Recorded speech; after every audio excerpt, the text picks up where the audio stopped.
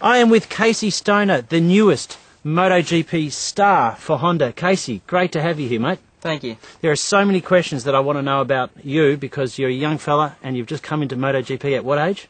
20. 20. How did you get to be riding MotoGP by the age of 20? A lot of luck, but a lot of correct guidance from my dad, and a lot of help from the right people. You moved to England at what age? 14. And why did you go there? Basically because I wasn't allowed to race in Australia until 16 on the type of bikes that you can race over in Europe a lot younger. And basically we thought it'd be a little bit of a head start, and if I'd stayed in Australia and gone through and started at 16, I probably wouldn't be there until I was at least 22 sort of thing. So I think we made the right move and graduated up to the MotoGP class this year. How did you find going to England as a 14-year-old? Like most kids are in school, wagging school, probably having ciggies behind the shelter shed. How did you find that move?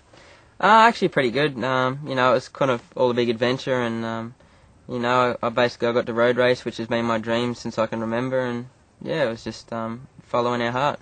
Tell us about when you first decided you wanted to be a motorcycle racer, a professional racer, and potentially a world champion.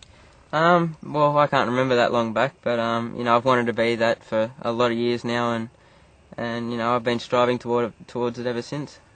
What motivates you? Well, it's just interesting for me to find out why you do it. What is it in you that makes you want to do it?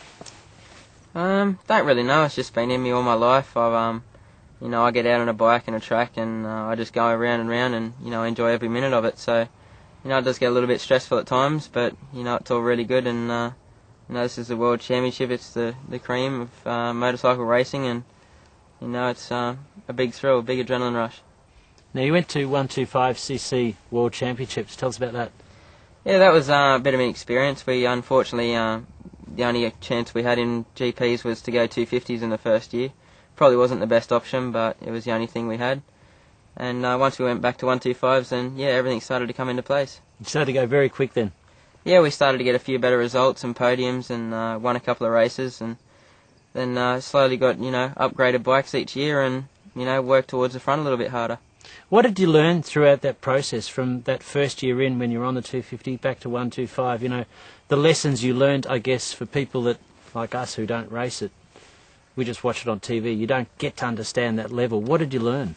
Well, the different chief mechanics that I worked with, the different teammates, the different riders, and you learn off everybody, basically. My team boss now, I rode with him in 2003, and definitely learned a lot off him.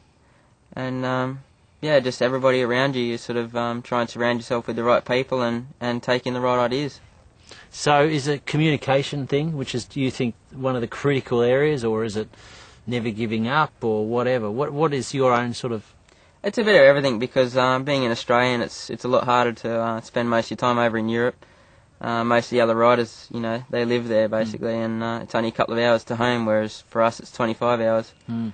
And... no, it's definitely a bit of everything. You can't give up on it when times get hard, but at the same time, it's good communication's definitely the way. What's the toughest time you've had since you've started GP racing? Well, probably the end of last year's test. That was pretty hard work, and I had a few problems with my body and was cramping a bit. But there's been stages all through my career that have been pretty tough, but we ended up pulling out of them and coming out on top. And what's the best time? Probably last year. We had a really good time, and we had 5 wins.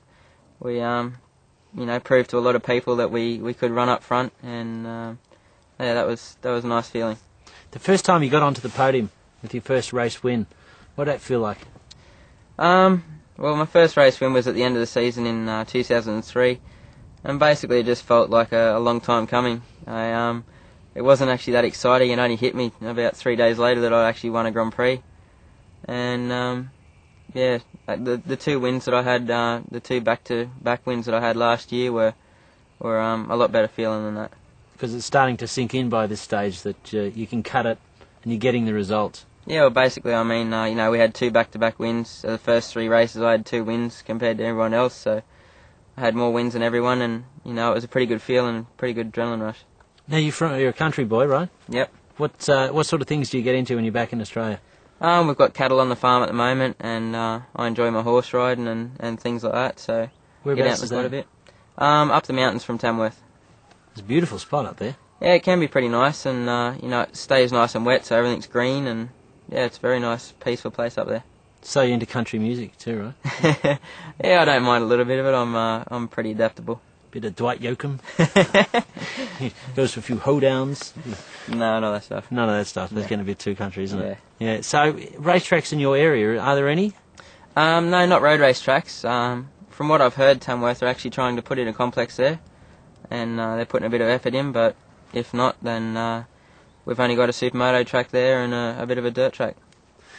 Well, it's getting pretty exciting because you've made the jump to MotoGP. Honda have actively chased you and have grabbed you because they obviously see you as a future. What does that feel like for a start?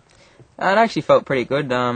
First we were having a few other companies chase us a little bit, and then basically launched interest, and Honda came up and offered us a great deal, and they've just been perfect ever since. Given me, the best support I've had of anybody. Is that right? And definitely going to be good for this year, I think. What do you know about the bike? Not a heck of a lot yet. It's a beast. It's definitely a beast, and giving me terrible blisters on my hands at the moment. But no, once we get over all that and the first shock of it, then I think we'll start to get a bit more comfortable. Now, you've had a ride on it already, obviously. Tell us about your first impression, the first test you did. First test I did, I was actually quite surprised. I expected it to basically rip my arms out, and it was actually really nice to ride. Everything was very smooth and very easy to handle.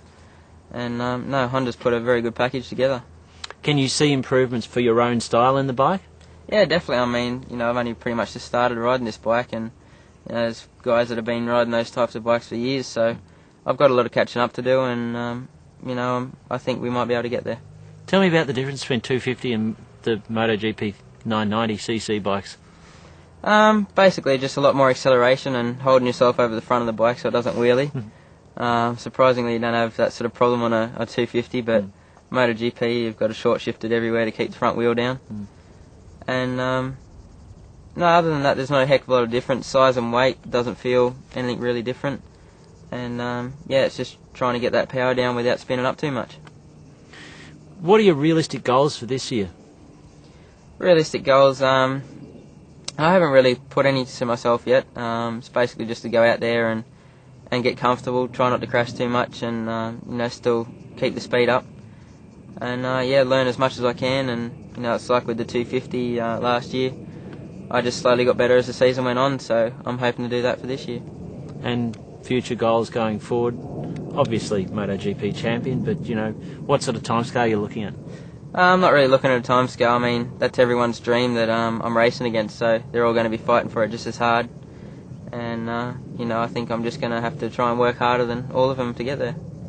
And final question for you before we wrap up this interview. What's your favourite song? I don't really have one, actually. What? I'm pretty adaptable with that sort of thing. Really? Just whatever tickles my Favourite fancy movie? at the time. Again, don't have one of those either. Favourite bike? Honda. That's a wrap. RCV. That's a wrap.